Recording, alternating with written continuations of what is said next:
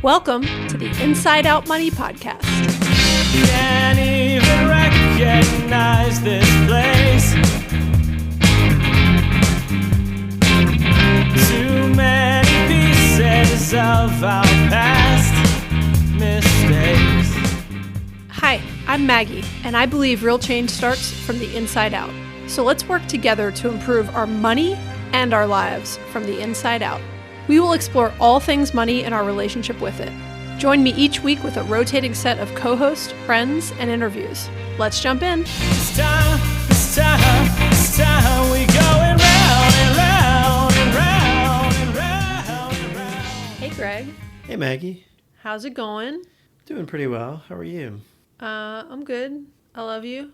Oh, love you too. I never know how to start these with you because I'm with you a lot. And so sometimes it's like when I talk to Liz or Erica or Andrew, really, I'm like, oh yeah, I haven't seen you in a while. Yeah. Like, what's going on with you? You know, I think I say this all the time, but I'm like, hey, saw you 4 seconds ago. Yeah, nothing new. Nothing new. Lots of new. There's constantly new stuff but I mean, going on. nothing new in the last 4 minutes. In the last 4 4 minutes, you're right. Yeah, we did just get our air conditioning fixed. That was super exciting. Totally off topic. So we're going to get on it. We're going to jump in. We're going to jump right in, okay? Welcome to Inside Out Money. This is a personal finance podcast focused on redefining wealth from the inside out. Every week, I speak with a rotating set of co-hosts about a different financial topic to help you improve your financial mindset and tactics. Today, we've got Greg, aka my husband, aka I'm his wife. We are going to talk about whether or not people typically spend more in retirement, and then more specifically, us in early retirement. We'll share our spending over the last 5 years and a little bit of trends of like pre-retirement, post-retirement. And I'm excited to have this discussion. Are you, Greg? Yeah. Okay. I don't know about that, but okay. So I'm excited to have this discussion because I often get this question from people on even when we share expense tracking episodes, which we've done many episodes on Inside Out Money and on my previous podcast, Friends on Fire, where we share what our family spends in a year and then also what some of the other co-host families spend. They're some of our most popular episodes. I'll put links in the show notes. They're fun to listen to because I think it's fun to hear what other people spend. But with that, we get a lot of people who have a question on do you spend more in early retirement? And I think people are curious because A, people are just curious and they care. And then B, I think they're trying to actually forecast their own spending. Like one of the best ways you can early retire is you got to know your annual cost of living and your annual spending and what your family needs to survive for a year in a tight situation and in a, we're living the way we want to live situation. And then you do the 25 times math and, we've done plenty of shows more on that front. But ultimately, you need to kind of have an idea of how realistic that annual level of spending is for you and your family if you have one. And if you believe that trajectory is going to continue once you actually pull the cord, if that's a fair way to reference retiring. But I think that's why people really care too, not just because they're curious, because it actually matters for all of your estimates in retirement. So, and particularly in early retirement.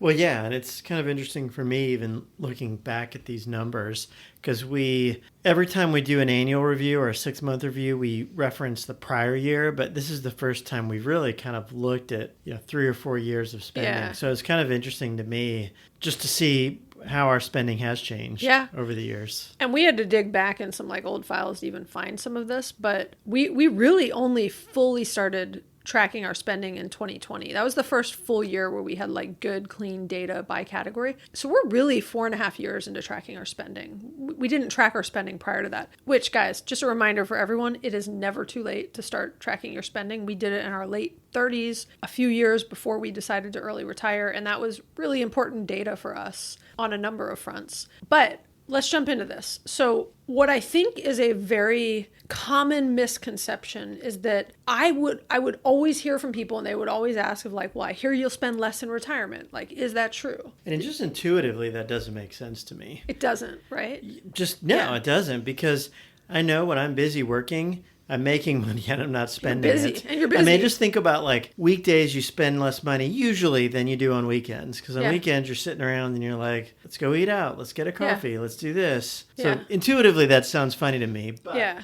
No, I totally agree. I mean, there's definitely a little bit of like stress spending when you're working a lot, where it's True. like you've had a long day at work. I remember there were days where I'd had a long day at work. I was coming home late. This was pre-kids mostly. And I would like pick up food on my way home and I would justify it. And I'd be like, well, I deserve this, which is, I'm not judging that response at the time. Like I did deserve it if I wanted to and I could afford it. But so there's some of that sort of stress spending that comes with work. True. But I agree with you. Like overall, I sort of thought, oh no, I think I'm going to have like more time on my hands and I think I'm going to spend more money in early retirement, which not to like, we'll get into our specific numbers, but that is what we have experienced. But there's a huge but on that and a lot of caveats that are not necessarily related to early retirement. So stick around and we'll get more into that. But I think it's interesting to start with the idea that many people do believe you'll spend less in retirement. And I'd say, you know, most of that thinking and data is based on the assumption that you are retiring in your late 60s into your 70s. And you're at that point in your life, right? We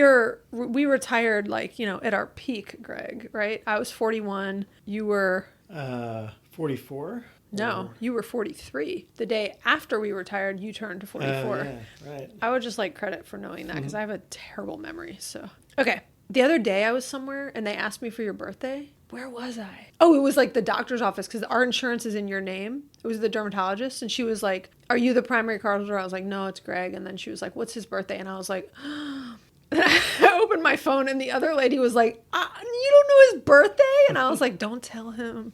Oh, but I know you don't know my birthday. Well, so I it's not also a shock, do know but- your birthday for safety reasons. I'm not going to say it on the podcast, but I do know nice. it. Okay. Well, and along those points too. I mean, yes, when Is someone this point is about your birthday? no. just kidding. Back to the point of the typical retirement age. Yeah, I mean that's an age where, you know, your kids are out of the house. You're probably doing a little less active lifestyle. So that assumption with a Yeah. standard age retirement, I think, kind of fits a little more.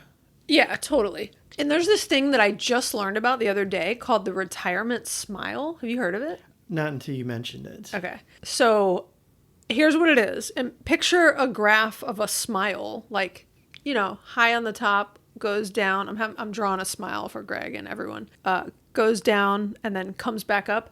And so I'm going to just read from an article, and I'll put a link to this article in the show notes, but I'm quoting someone else here. So this is known as the retirement spending smile effect, a fascinating phenomenon that sheds light on the changing nature of retiree spending habits. So picture this. Retirees kick off their post-career journey with a burst of activity, embracing newfound freedom with lavish travels and leisure pursuits. But as the years roll by, priorities shift. Discretionary spending wanes, while healthcare costs take center stage. It's a journey marked by peaks and valleys, akin to a smile on a graph, hence the U shape. And why? Because contrary to many economic and financial planning assumptions, the retirement spending smile effect holds significant implications for estimating withdrawal rates, sequence risk, and optimizing spending throughout retirement. So again, back to what I was saying in the beginning, this all matters and you want to kind of go into this thoughtfully because you do want to be able to have some level of a sense of what you expect your spending to look like now versus in the future, whether you're early retiring or whether you're retiring at a little bit of an early age or a very typical age of like 65 and over. Okay, so ultimately they kind of end this article talking about the retirement smile with saying it can help with retirement spending and it can help with retirement planning, and there are various lessons that come from the idea of the retirement spending smile. But ultimately, embracing some level of flexibility and foresight, you can start to plan for some level of financial security and stability during those, again, early retirement years or retirement years. So we'll come back to that, but I thought that was just interesting to share some of the historical stuff there. And I assume that is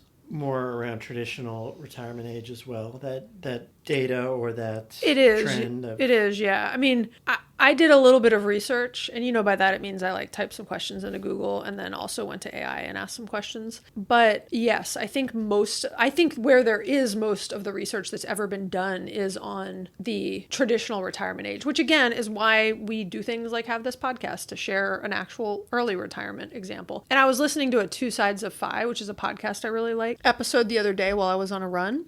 I'll put a link in the show notes to it. And one of them was talking about their spending a year into retirement and another one 4 years into early retirement in these cases. And so, yeah, I do think it's heavily focused on traditional ages, only because I don't think there's as much research with people retiring in their 40s and what their spending patterns look like. Yeah. Well, let's get into our actual experience and any insights that might be helpful for others. Yeah. So I think it is worth, before we even share the numbers, Greg, I think it is worth sharing a little bit about our life stage right now, because I personally believe some of the trends of our spending over the last 5 years, which we'll share in a moment, some of them are related to pre-retirement versus post-retirement, but I think a good chunk of them are related to the life stage we're in.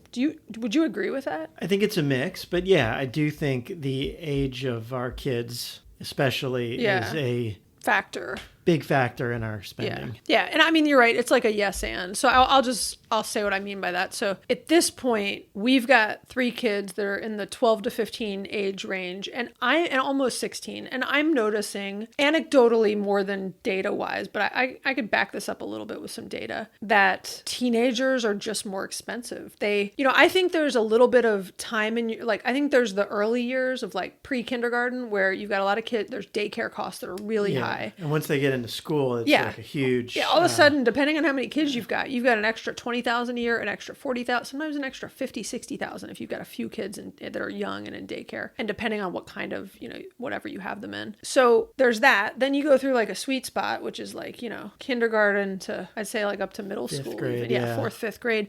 I think we got into a good rhythm with the kids where like we were talking about money, we were teaching them about money, we were very intentional with them, and they didn't spend a lot, and they don't have as many outside influences as far as the trends as far as what they're wearing, how they want to spend their time. If they're hanging out with friends, it's with us having like a play date at our house or their house or the playground, as opposed to now, as teenagers, they go out to eat. They go out to Starbucks with their friends. I'm going to go out on a limb and say our 15-year-old, who's pretty thoughtful about their spending, eats out more than you and I do with their friends. And they spend their own money on it. And they're either spending some version of allowance or money that they've earned, but they eat out more than we do. And it's all social. I mean, it's all social. It's not that they couldn't do social things without it. They're not asking us to go out to eat all the time when it's just us. Yeah. But if she's hanging out with her friends, they're going out for pizza. They're going to Chipotle. They're walking around a shopping center. Yeah. So they're more expensive, right? They're at the age where they want more things and they're out with their friends. And like you said, Greg, there's an external influence of like they see things online that they want, and they, TikTok doesn't help. And we don't get them. Well, they don't get a lot of that. I mean, they have to earn money towards it. We give them opportunities to work and other things. But so there's all that. Then there's sports are expensive, right? So we got 2 kids in club sports and high school sports also. Those aren't nearly as expensive, but the sports add up. Braces are expensive. By the end of this year, we'll have 3 kids that have all had braces, various, mouth gear and all that. Car insurance. I mean, we're dealing with that now with an almost 16-year-old child. It's incredibly expensive. So that is a big life stage thing with kids that I just think is worth noting. And I think that is some of what's driving some of our spend up over the last few years that is not just early retirement related. That it almost has a bigger percentage impact than us having a little bit more expendable income and discretionary stuff we're doing during the weekdays, if you will. Well, one of the things we'll touch on later is travel expense. But even with the travel, they're now of the age where they want to do adventurous things when we travel. They're more expensive people to travel with. Yeah, for sure. they eat more when they eat more because they're bigger. They want to eat. And they want to do fun stuff, which is awesome. We want to do that too. But the types of things we're doing are more expensive than it was. Well, let's just go pay $20 to go to a kids museum or something that was much less expensive. Yeah. Every time we get ice cream when we're traveling, I got someone with really cute eyes looking up at me like, "Can I get 3 scoops?" I'm like, 3? I wasn't even gonna get 2. And then I'm usually like, "Yeah, we're on vacation. vacation, whatever. And then meanwhile, I got Greg over here also getting 3 scoops, so I can't be like, no, he can't. I did He that can, once. but you can. Maybe twice. A few times, maybe. Okay, let's talk about our last 5 years of spending. Let's do it. So the first year that we have full data for, or as Maggie said, a lot of our expenses tracked was 2020. Weird year anyway because of COVID. So, probably everyone spent a little bit less that year. But we spent $70,000 without a car that we purchased. And we're just kind of excluding that just to really keep it an Little more apples to apples. Yeah. So we spent $70,000 that year. The next year we went up to $81,000, which was 2021. Then 2022, which was the year we retired mid-year. That year we went up to $116,000. So then in 2023, we actually went down a little to 107, or basically 108. And then this year, if you've heard our 6-month review, we are spending quite high. We estimate, and hopefully we can ratchet it down a little this last few months of the year, but we're on track to spend 117, which would be our biggest year yet since we tracked. Yeah. So the short of that story is we are spending more in early retirement than we were pre-retirement. And to your point, that is a significant trend, right? It's not just like, oh, every year is a little bit in a different direction. Like if you normalize this out or average it out or index it out, we have spent more in the last 2.5 years or 2 years. It's worth breaking these numbers down a little bit. So Greg asked a good question earlier when we were prepping for this. He was like, well, what's the travel spend in each of those years? So I'll say the travel spend real quick. In 2020, it was $11,000. And this is a big, for if you haven't listened to this before, travel is one of our bigger, more intentional priority spending categories for us as a family. Okay, so in 2020, it was $11,000. In 2021, it was $17,000. Again, those were COVID years. We could only do so much travel those years. In 2022, it was $30,000. We took a 6-week trip to Europe within that part of that though. And that was kind of our like retirement gift to ourselves of all of a sudden we had the flexibility to do that with our kids over the summer. So we did it. In 2023, we spent $22,000. In 2024, we're halfway through the year. We've already spent $22,000. And my estimate is we'll spend about $30,000 this year. So close to 2022. So, it fluctuates. Travel definitely is a big chunk of that incremental spending, which is a little bit limited by the school year and by our kids and things like that. But when we don't have the kids and when school's out of session, we have a lot more flexibility because we don't have a limited amount of vacation at work. And in theory, we can, go when and where we want. There's also some other outliers in some of those numbers. Well, just to double click on the travel,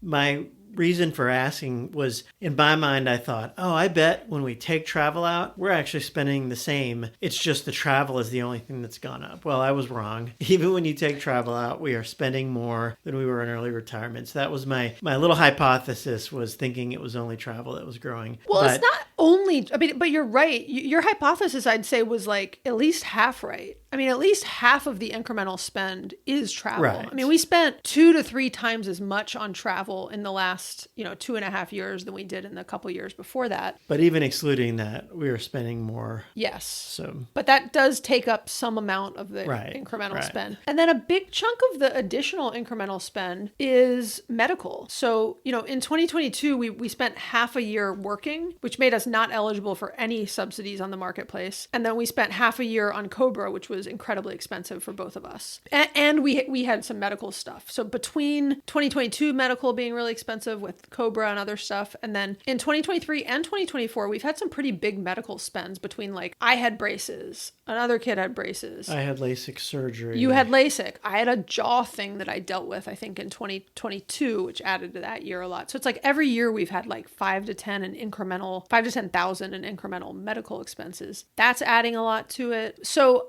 and by the way, for those who are interested in the cost of medical insurance and marketplace insurance, specifically in early retirement, we did a couple episodes on Friends on Fire podcast on this, and I'll put a link in the show notes to it. But definitely our healthcare costs have increased. Not outrageous, not so much that you wouldn't want to. I used to be afraid to retire early because of healthcare costs. It's not a limiting amount where you don't want to retire and make some life choices over it. But reality is, yes, we're paying more in healthcare now than we did. A mix of being early retired retired, and a mix of some things like braces and LASIK and stuff that wouldn't be covered by insurance anyways. And it's just, I guess I was going to say us getting older, but not really. So those are just happenstance things. Right? Yeah, I think as we traveled, I mean, it sounds kind of silly, but the LASIK is something I'd put off for years, and traveling more made me pull the trigger on it because I was tired of carrying contacts, and we did some camping, and I was tired of changing my contacts in a dirty campground bathroom. And so, I mean, I guess you could indirectly say some of that was inspired or influenced by. And then, as we alluded to earlier, the kids' spending has gone up, and just related to their ages and activity level. So we've seen that increase as well. So,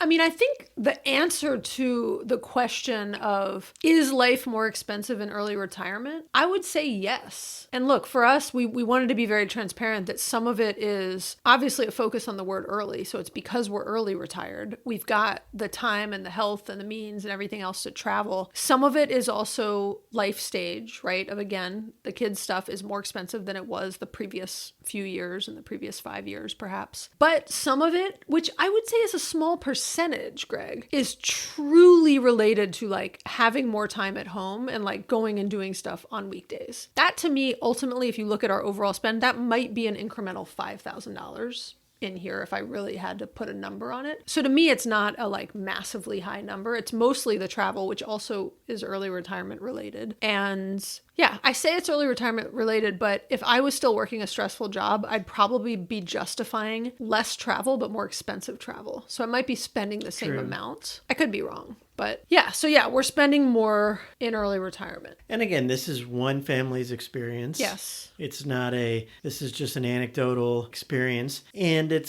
is very controllable. We have made these choices. I mean, some of it's not as far as some of the kids' stuff, but we've also made decisions to spend the way we have. Yeah. And another family in the same life stage could probably make opposite decisions or not opposite, but make different decisions and decrease their spending. I know families who are early retired with young kids because they share their amounts on Instagram that are spending in the like 30 to 40,000 a year. They don't live in as big of a city as we live in. There's a lot of, they don't spend as much on travel as we do. They're way, I mean, I think we're fairly frugal and intentional with our money, but no, they're way more frugal than we are. And so, I mean, this is incredibly controllable, right? Like we knew when we were early retiring that we would spend about 100,000 a year. That was we were spending about 70 to 80 when we were retiring. But in my head, I always estimated 100,000 because I knew I wanted wiggle room. I knew that could go, up or down 20%. So we're kind of around where I thought we'd be. We're getting a little, like when we did the mid-year spend review, it's kind of what inspired this episode is like, I was a little surprised by that number. I was like, okay, we're okay, but like we're getting a little spendy, and it's making me like mildly uncomfortable, but not too bad. I mean, I feel good about a lot of things, but I think the point is, and you said this, Greg, is this number is controllable. And that is important for me to always remind myself. And you and I, since we did the mid-year expense review episode with Liz and Andrew, which aired a couple weeks ago, we've had a lot of discussions about spending and trying to rein it in, but not in a way that feels limiting to us, but in a way that feels a little bit more intentional and thoughtful. Yeah, I agree. And then also like the whole discussion that was just last week's episode with Andrew on the CAPE ratio and SOAR, which is sequence of returns risk. It reminded me what I kind of knew, but in different words of like, we're still early in our retirement journey, right? And so as the market starts to do less well, which it's doing it's had some like little bumps recently, but today it had a big drop, and particularly in tech stocks. As the market starts to do less well, which I've kind of been expecting is like around the corner any moment, so I'm really not surprised at this point, I feel less comfortable spending a lot of money. Those are the times when I had always planned and known that we could kind of adjust our withdrawal rate around how well the market's doing to make us just feel better in that, just with what the whole spirit of what sequence of returns risk is. And if you don't know what that is, go back and listen to episode 68 where Andrew and I talk about it. Mostly usually Andrew talks about it and I listen. Is a really simple way to put it. Basically, when the market's down, that's not a great time to be pulling a lot of money out. I mean, Yeah, is that a simple way of... And to add, yes, and Greg, yes, and when you're early in retirement and the market's down, Especially. it's especially bad. Because you need that money to grow and compound. Yeah, and if I was 10 years into my growth and I'm taking a little out on a down year, like that's less hurtful than when I'm taking it out at the beginning of my retirement journey. And in the I mean, we had a really lucky, awesome first 2 years in terms of how the market was doing. And so to me, I felt really good spending money because quite honestly, we're making more money than we're spending. Right. So we have not spent down our net worth and had to withdraw as much as I expected we might by now. And so that feels really good, right? But in 2 weeks, that could feel really different if there's a big drop in the market, which there could be, and there already has been a little bit of as of today. So yeah, I think it is important for us to even remember a lot of this is controllable, right? Yeah, there's certain things we can't control. And by the way, this is a controllable thing. Liz and I actually did an episode, which was episode 36, where we talked about getting lean during tough times and what we would do in a recession or with a job loss or other things. And I think it's a really good exercise to go through and just think about all of the things that are discretionary that you don't have to do and what you would be willing to cut first. And again, I just think it's an interesting episode. It's an interesting exercise to go through. And again, you can listen to episode 36 where Liz and I talk about that. But Greg and I, you and I, Greg, have been having a lot of conversations about that recently where we're like, do we need this? Can we put this off? Is this really that important right now? And I kind of like oscillate a lot between getting in a spendy phase and then getting like super frugal, which I think lately I see more and more things where that's like very normal. But I'm going through a phase of like, I want to spend less and I want to be intentional. And sometimes that actually feels really good to me. Like it doesn't feel limiting in any way. And I like it. I feel very in control. And I don't know, I like the idea. Well, it's a fun challenge sometimes too. Yeah. And certainly, look, I recognize the privilege of like, it's a fun challenge when you don't have to do it. Yes. And Thank you for yeah. pointing that out. It is a lot harder when you don't have a choice and you're having to choose between like food on the table and clothing for your child or something like that. We are incredibly privileged. We're not having to make tough choices like that. But it does remind me I don't need a lot of the things I spend money on to be happy. And I like reminding myself that my level of happiness is not dependent upon my level of spend. I was just as happy in 2020. Well, I was working then, so I like really like my freedom now. But in theory, at the level of spending $80,000 or $70,000 a year versus 115 or 120, I'm the same level of happiness. Like Australia was fun and the 6 weeks in Europe was fun and we made great memories with our kids. Next summer, we might take it down a notch and we will make just as good, different US memories with our kids, right? Yeah. And I like, that makes me feel good, right? It's also, there's also the shift of, it's a lot easier to spend money when you're making money. And it's a lot easier to pull in not spending money when you're not making money. So it is, there's a lot of things where we'll sometimes look at each other and say like, oh, I would totally do that with no question if I like still had a job, but I don't. So I'm not going to do that. Mm-hmm. Yeah. Greg, I know I'm talking a lot. How do you feel right now with all of this? Well, I think it's insightful to see it. I am glad we've spent the amount we have on travel, because we said that was something we wanted to do. I would regret having early retired and not doing some amazing trips. Yeah. So that I feel good about. Even some of the other things, the medical, I think they were all elective but important. Yeah. So I'm glad we did them. But it definitely motivates me to say I want to rein it in a little bit. Yeah. I want to get closer to where we were. Maybe not down to the 80, but I want to get, closer to where we thought we would be when we said we would retire. And so it's motivating me to, and I think we've been doing that since our 6 month spend, as you've already said. So yeah, I think it just makes me feel a little more motivated to be careful about how we spend money. Yeah. Yeah, I will say, by the way, when you were saying like we might not get back down to our 70 or 80, I was like, there's no way we're getting there now because we're already at like 60 and we got 6 months I didn't left. mean this year. Yeah, but perhaps per in the se, future. but Yeah, it'd be, I think it'd rolling 12 months. Yeah, I don't right. know. It'd be fun to try to get back there. But no, I totally agree with everything you said. And Greg, I think ever since we've had some of these discussions, one thing that I notice is I'm just hyper aware of spending money, and it's really hard to pull back sometimes. Like you just get into a certain comfort level and habit of spending money a certain way. And I notice I'm back in the like, and this is worth noting too, when it was like 2020 and 2021, aside from COVID, we were in like hyper savings, get ready for early. We knew we were going to early retire soon. So we were trying to spend as little as possible and save as much as possible. And again, we've been out of that now and we are seeing the market doing well and we're feeling a little more comfortable spending our money. But getting in the mindset of wanting to spend less, I do notice that it's sort of like when you're trying to like eat healthier. Or get back into the gym. So Yeah. if you're a little bit out of shape in a Well, way. it's not more out of shape than that too, but I'm looking at everything. It's more like when I'm trying to like eat better, everything I look at is a temptation to eat crap. And so right now every time I turn around, I'm like earlier today, the AC went out and I was like, you gotta be kidding me. We're trying to spend less money. Turns out it was actually, we got like really lucky. It was a very affordable repair, but it was, $200 I didn't plan on spending today. And I think it's just the idea of like, I'm noticing everywhere I look, I'm like, oh, that costs money. And then this costs money. And then this costs money. And so it just, it does take, it sort of consumes a lot of your thinking is I guess my point. I don't really know what my point is. Well, I think psychologically too, for me, I will say, when we were leading up to early retirement, I was so focused on that and so stressed out overwork that I was willing to forego many things to get to that finish line. Yeah.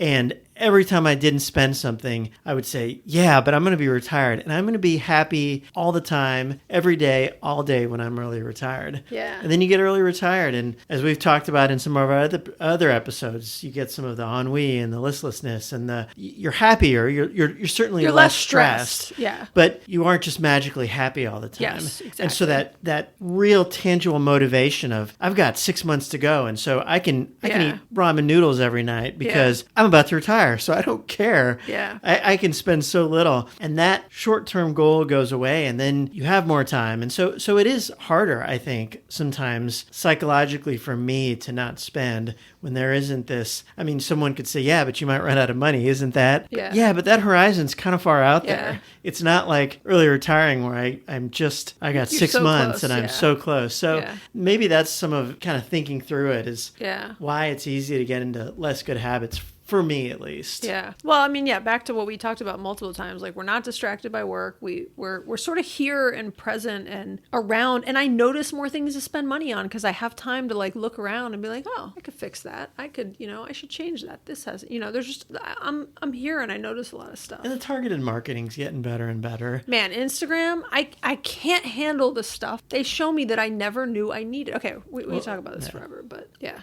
That or when Alexa hears us say something and Jeez. then we get hit up Yeah. on every streaming platform with products. Really, It's the solution is scary. probably to get Alexa out of our house. Okay, well, there you have it. We are spending more money in early retirement, yet we'll see where we end 2024. I'm actually super eager to see what we can do in the next 6 months or 5 months at this point, and if we can kind of rein that number in. I think we can do it because I'm super appreciative and lucky and thankful that we are very like-minded, and when we kind of get like pulling and rowing in the same direction, I think we can do a lot. I think it's tough when whoever you are living with and or like in a family with isn't as aligned. I will say our teenagers are not on board with this, but they'll get on board. Okay. Well, thanks, Greg. Yeah, this was fun. I'm glad we looked at this and it's inspiring and motivating. Yeah. We will sometimes have these conversations kind of in passing around the house, but sometimes for us, even sitting down and recording a podcast makes us have like a more thoughtful discussion. So I appreciate you guys listening to us talk about this because it was helpful for us. We always appreciate you spending some of your very limited and valuable time with us. If you've enjoyed today's episode, it's always helpful if you want to give us a written review on Apple Podcast or you can rate us on Spotify. We always appreciate it. Also, we encourage you to share this episode with a friend or family member to encourage ongoing discussions about money, and you can subscribe wherever you listen to podcasts. As always, if you have any thoughts or questions, we always love to hear from you, and you can leave us a voicemail or text us at 404-981-3370, or you can hit us up on Instagram. Thanks, Greg. Thanks, Maggie. Bye. Bye. Love ya. Love you too. We're going round and round.